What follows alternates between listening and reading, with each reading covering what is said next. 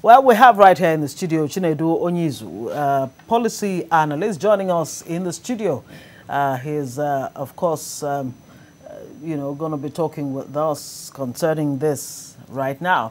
And also in Abuja is an election observer. He's already there, Chike Chude, who usually you would see in our Lagos studios, but right now he's in Abuja.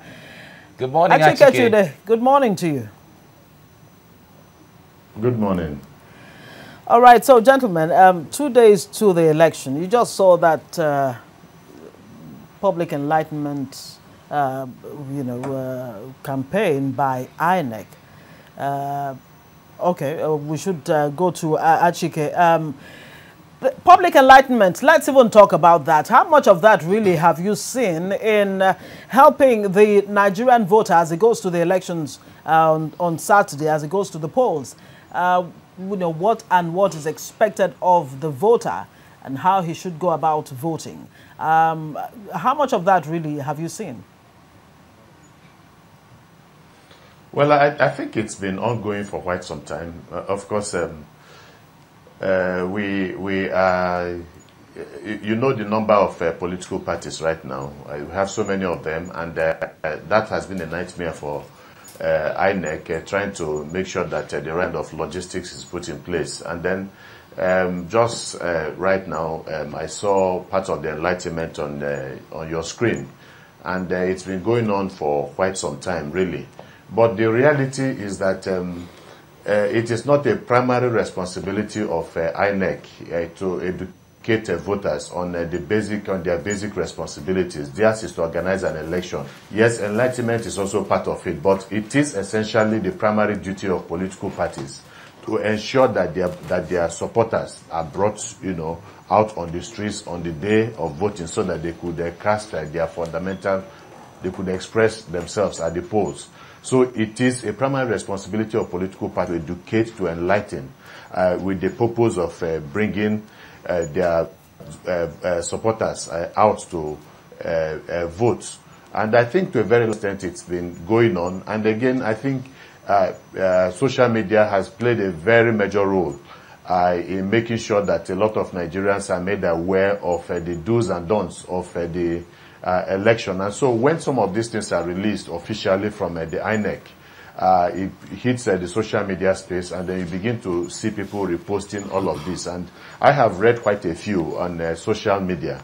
We also know the downside of the social media, that people also use it for the purpose of mischief, bringing the wrong kind of information. So as long as you have those who are willing to counter, and they're actually countering the effort of the mischief makers with the right kind of information, it helps in creating the right kind of environment in terms of spreading the knowledge about what is expected of citizens during the election.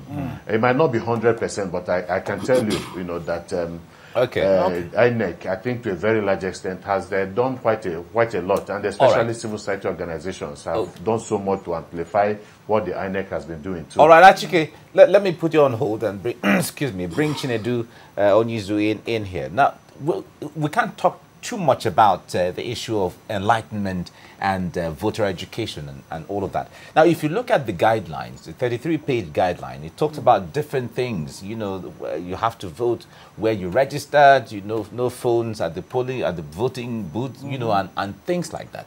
Now, when it comes to simplifying these messages to the average voter, do you think that average voter actually has a knowledge of all of this breakdown of information, different guidelines? When you go to the vote, to the voting unit or the polling unit, let me say, actually what should be done from one step to the other until you leave the polling unit. Sorry.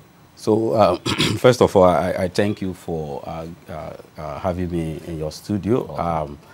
I will give kudos to INEC for what they've done. The level of sensitization that they've employed over these months. They've reached out to a lot of people across the country. However, there are still opportunities to improve. At least we got text messages from INEC. Exactly. There is a demography that still don't understand, will I say, English, which is also which is huge. And there are Nigerians, there are people that stay in the rural areas that needs to participate. So one thing I would like to see going forward is a scenario where INEC will translate some of the there's that already content. At least I've heard the one for Hausa, you know, and all of that. So I guess, but those are not the only tribes in Nigeria. Anyway, if I have correct. So they need to employ more resources to making sure that, you know, every nook and cranny in this country, people get to participate. And let's even talk about that nook and cranny that you talk about, and especially the people in the rural area. Looking at the ballot box, I've been listening to INEC's Festus Okoye trying to explain how the voter should vote.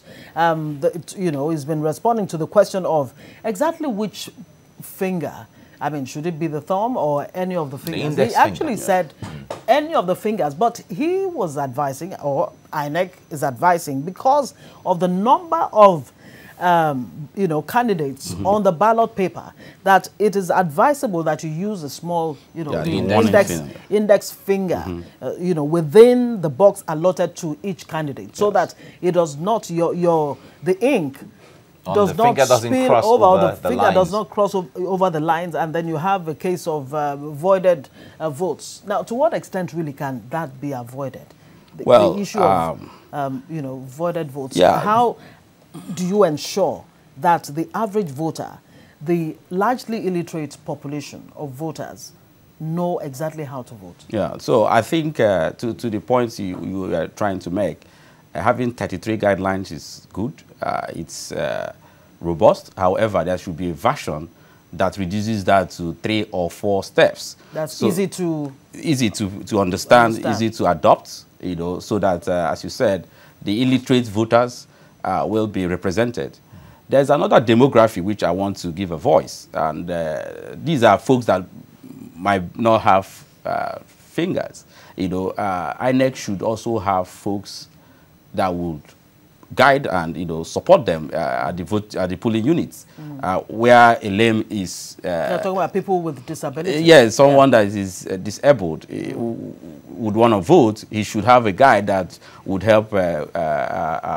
Express his fundamental right of voting, and that shouldn't be voided. Well, INEC has been reassuring that the people living with disabilities will not be left behind in the ballot process. In fact, he has gone ahead to say there will be a queue for them separately. For places where there is sensitivity between male and female, there certainly will be queues for them separately, and then for those people living with disabilities, their queues will also be separate so that they can be attended to in a special way.